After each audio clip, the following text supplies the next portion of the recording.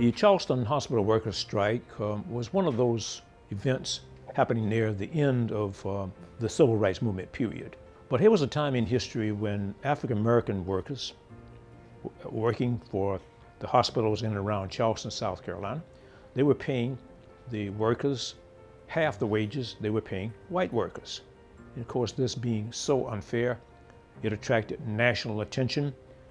There were people coming from all over the United States to join in this march and demonstrations and other activities going on in Charleston to try and bring about a change to that. And I was part of the corps of journalists covering that event at this time.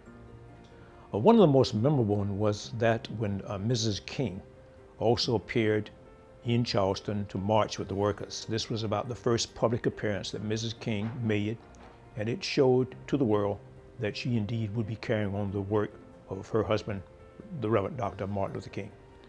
Being that this is a period of time right after the death of Martin Luther King, who was assassinated, tensions were very high. I remember one photograph when we were marching in the streets of Charleston, but an automobile misfired.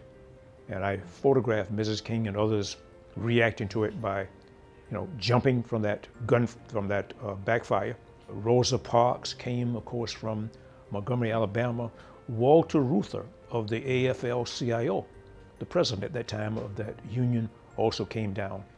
Ralph Abernathy, who at that time had taken on the role as director of the Southern Christian Leadership. Fortunately, near the 105 days or so that the marches and demonstrations had gone on, the state of South Carolina mediated the efforts on behalf of the Charleston Hospital workers and also the hospitals in Charleston, and they came to a solution and a resolution to the problem, and it was settled.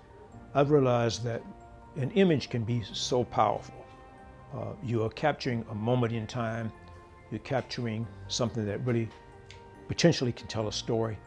And so over the course of my life, I find it very enjoyable that I have captured some of these events that have happened in my state, because to today's generation, they now tell a story of a moment in time that should never, ever be forgotten.